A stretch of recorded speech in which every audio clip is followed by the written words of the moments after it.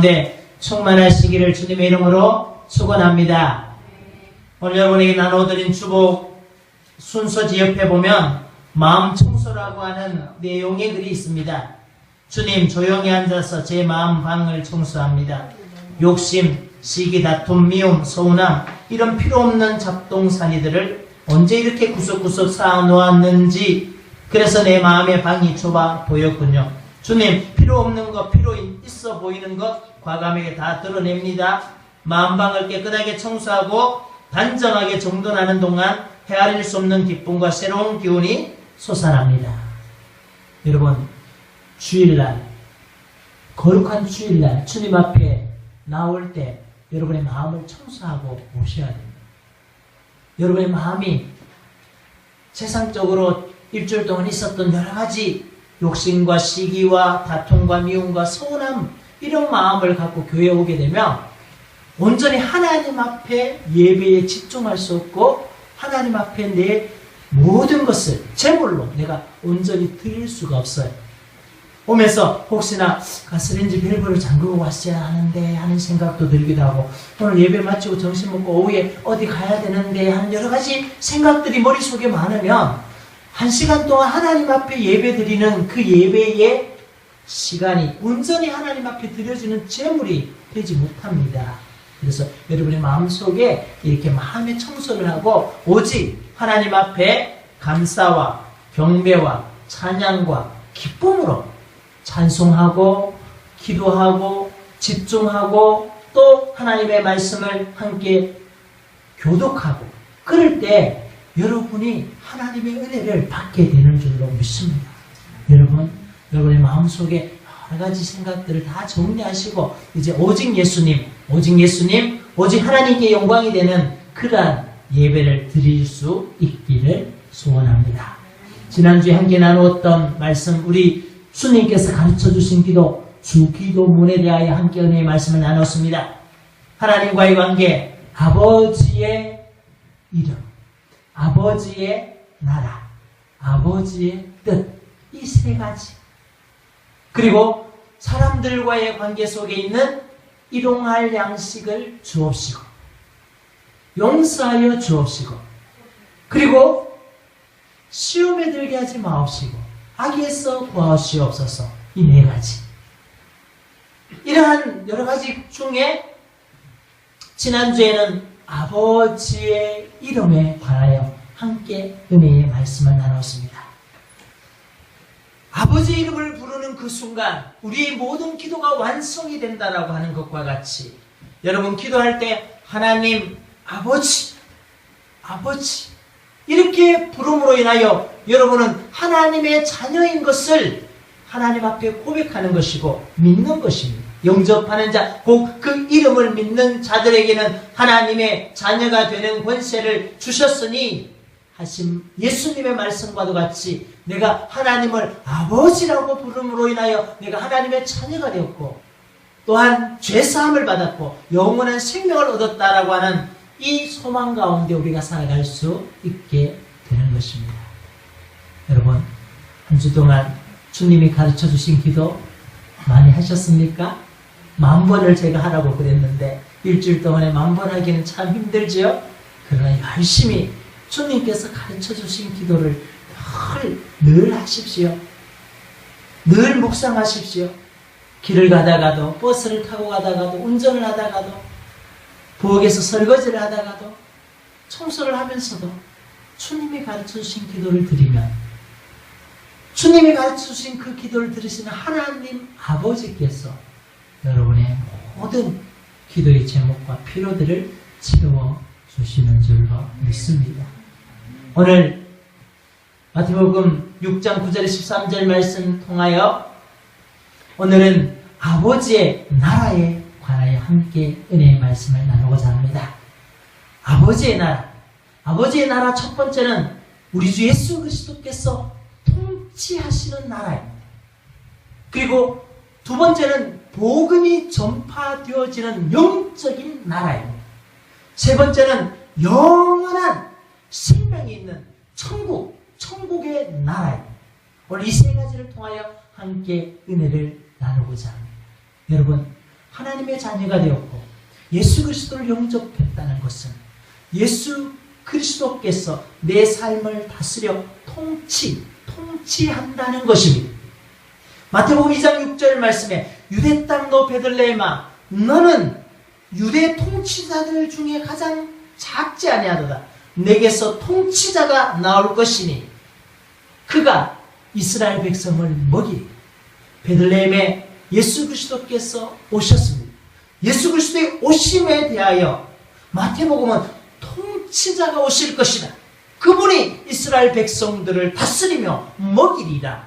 그렇게 약속하셨습니다. 예수 그리스도는 통치자이십니다. 우리의 영적인 통치자이십니다. 우리의 삶의 통치자이십니다. 그러므로 우리는 통치하시는 예수 그리스도 앞에 무릎을 꿇고 순종하고 복종하는 하나님의 자녀이고 예수 그리스도의 하나님의 나라의 백성인 줄로 믿습니다. 그러므로 우리는 늘 주님, 예수님, 통치자이신 예수님. 디모데전서 6장 15절 말씀에 이렇게 기록합니다. 오직 한 분이신 통치자이시오 만왕의 왕이시오 만주의 주이신 예수 그리스도. 예수 그리스도는 통치자이시며 만왕의 왕이시며 만주의 주이시다. 만왕의 왕, 만주의 주 대신 통치자 예수 그리스도에게 우리는 통치를 받아야 우리가 세상의 나라에 살고 있습니다. 대통령과 정치인들이 통치를 하고 있습니다. 이 대통령과 정치인들이 백성의 삶을 잘 살피면서 쓰러지고 넘어지고 고통당하는 자들의 삶을 잘 보듬어 주어야 그 백성이 행복한 백성이 됩니다. 간혹 외국에 다녀오신 분들의 이야기를 들으면 참 대한민국에서 산다는 것이 부끄러울 때가 있다고 그런 얘기를 합니다. 왜? 외국의 사람들은 대한민국의 역대 대통령들이 그 임기를 마치고 나서 감옥에 가거나 죽거나 이러한 그 결론이 좋지 못한 것에 대하여 외국 사람들은 어째 너희 나라 대통령은 임기만 마치면 감옥에 가고 죽고 그렇게 하느냐. 그 얘기를 들으면 너무 슬프다는 것. 왜 우리나라는 이 통치하시는 분들이 공의와 정의와 사랑과 하나님을 두려워하는 마음으로 백성을 다스리지 못하고 자기의 권력과 자신의 모든 욕심을 채우고자 그렇게 통치하다가 결론은 감옥에 가고 그렇게 모든 결론이 슬프게 끝나느냐. 그렇습니다. 통치를 잘 해야 그 백성들이 행복합니다. 오늘 한국 사람들의 마음속에 한국을 떠나고 싶다. 안전하지 않는 나라에서 산다는 것이 마음이 아프다. 왜 이렇게 정의가 법이 무너지고 공의가 무너지고 이런 가운데 우리가 어떻게 살까? 우리 아이들을 어떻게 교육시켜야 할까? 유럽이나 미국이나 이런 사교육에 대한 부분들을 전혀 그들은 생각하지 않는데 아이를 한 명 키우려고 하면 무척 많은 사교육들을 들여서 키워야 하는 이 나라 정말 어떻게 키워야 할까 하며 이 대한민국의 통치에 대하여 힘들어하는 분들이 참 많다고 합니다.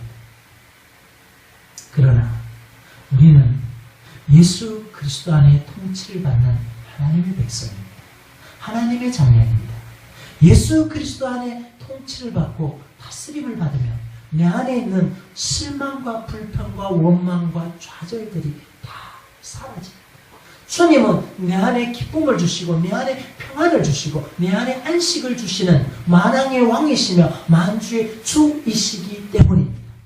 그러므로 우리는 늘 주님 앞에 예수님께 만왕의 왕이신 예수님, 만주의 주 되신 예수님, 저의 마음을 다스려 주시고 저의 삶을 다스려 주시고 저의 교회를 다스려 주시고 이 나라의 민족을 하나님 주님 다스려 주시기를 소망합니다. 그렇게 우리는 기도해야 되는 줄로 믿습니다. 둘째로 하나님의 나라는 영적인 나라입니다. 복음의 나라. 하나님의 나라는 영적으로 이 온 세상의 온 인류가 예수 그리스도를 영접하고 하나님의 자녀가 되어지는 그런 나라를 하나님 아버지는 소원하고 소망하고 계십니다. 사도행전 20장 25절에 사도 바울이 보라 내가 여러분 중에 왕래하며 하나님의 나라를 전파하였으나 사도행전 28장 31절에 하나님의 나라를 전파하며 주 예수 그리스도에 관한 모든 것을 담대히 거침없이 가르치더라. 두 번째 하나님의 나라는 복음이 전파되어지고 하나님의 나라가 전파되어지는 나라이고 이 땅에도 100년 전에 복음이 들어와 하나님의 나라, 복음의 나라, 영적인 나라가 이 땅 가운데 이루어져 가고 있습니다. 그래서 끊임없이 우리는 예수 그리스도에 대한 복음을 전파하고 증가하고 여러분의 가족에게, 여러분의 친구와 친척들에게, 여러분의 이웃에게, 직장에서 또 살아가는 여러분의 삶의 자리 속에서 이 하나님의 나라, 복음의 나라, 영적인 나라를 증가하고 선포하며 그렇게 살아야 하나님의 나라는 바로 그런 나라, 복음의 나라, 복음이 전파되어지는 나라, 그 나라가 하나님의 나라이기 때문에 전도와 선교를 꿈꾸는 성령의 공동체 별내대한교회가 복음을 증가하고 또 여러분의 삶의 자리 속에서 복음을 증가하여서 전파하여서 하나님의 나라를 함께 이루어 가야 되는 줄로 믿습니다.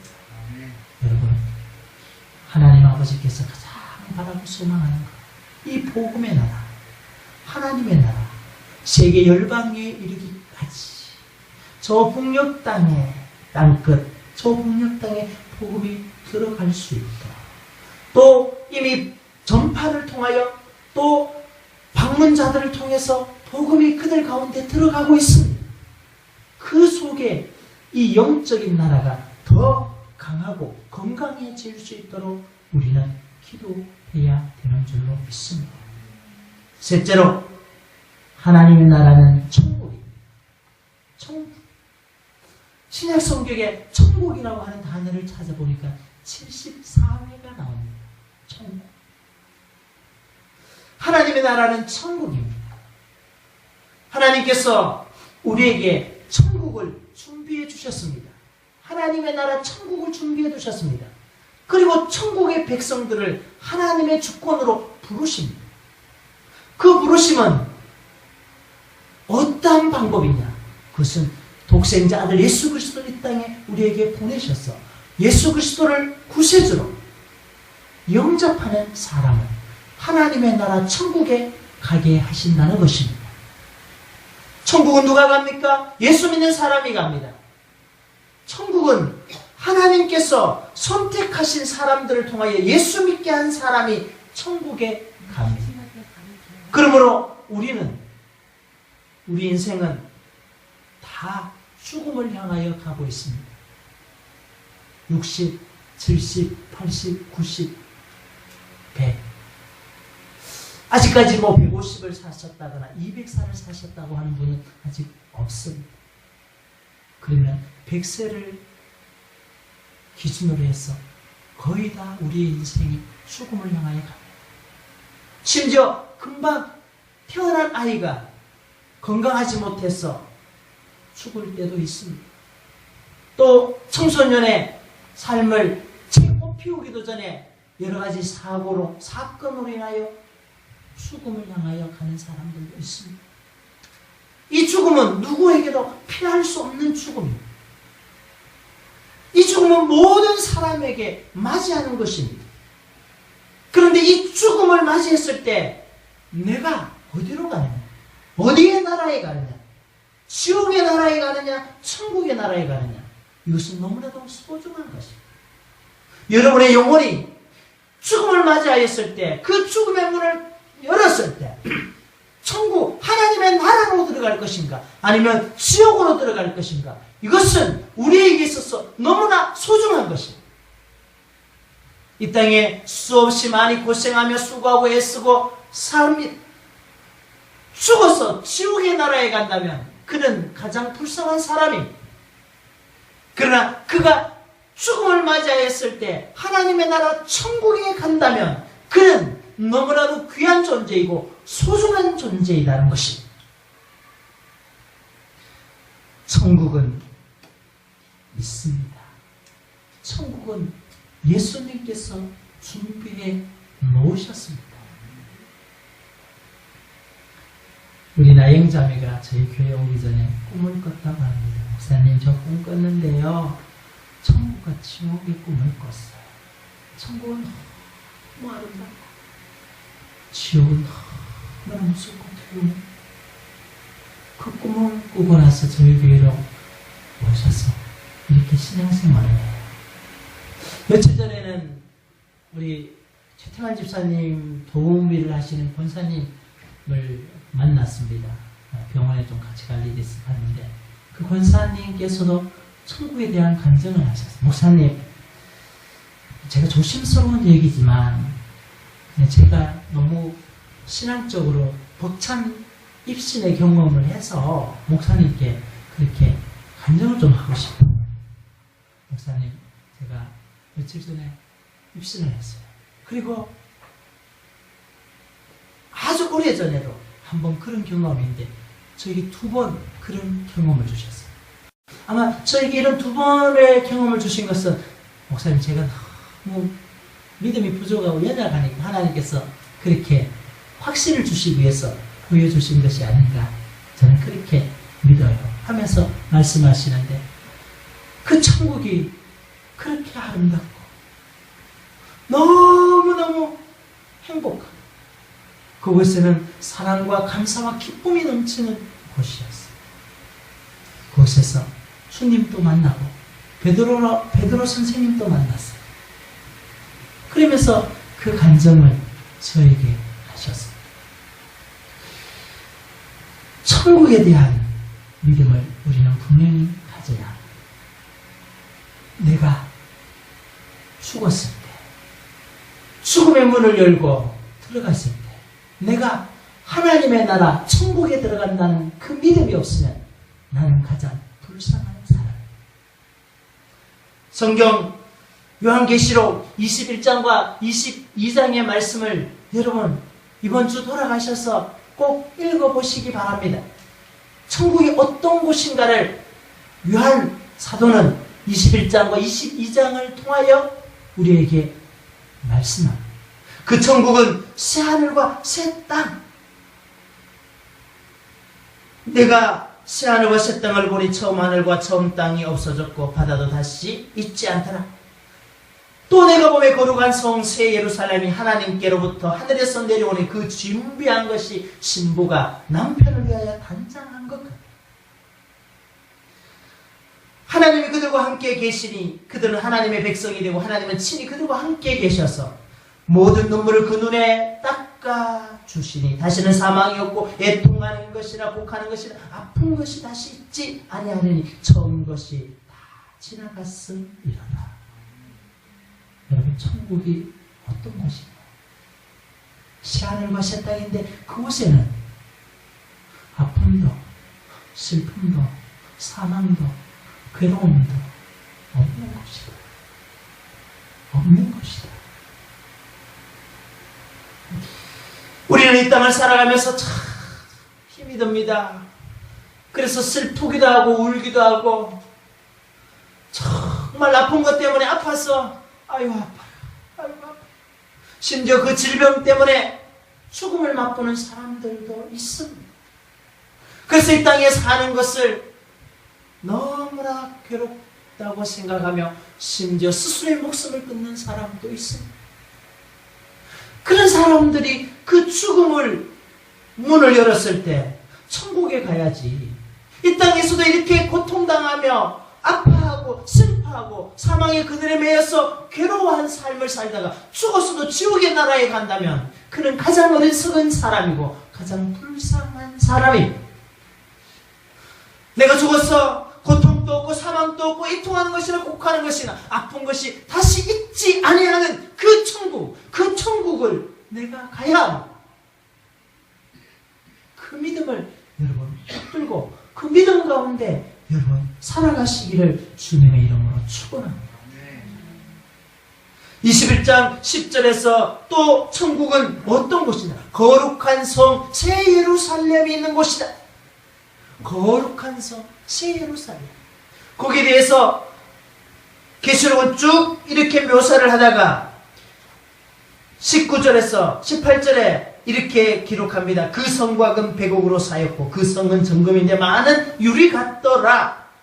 그 성의 성과 금 기초석은 각색 보석으로 꾸몄는데 첫째는 백옥이요, 둘째 남보석, 셋째 옥수, 넷째 녹보석, 다섯째 홍만호, 여섯째 홍보석, 일곱째 황호, 여덟째 노곡, 아홉째 담황옥, 열째 비치오, 열한째 청호, 열두째 자수정, 12문은 12진주로, 그리고 성의 길은 맑은 유리 같은 정금이다.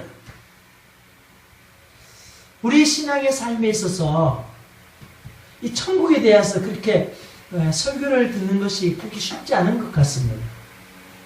정말 천국이 어떤 것이?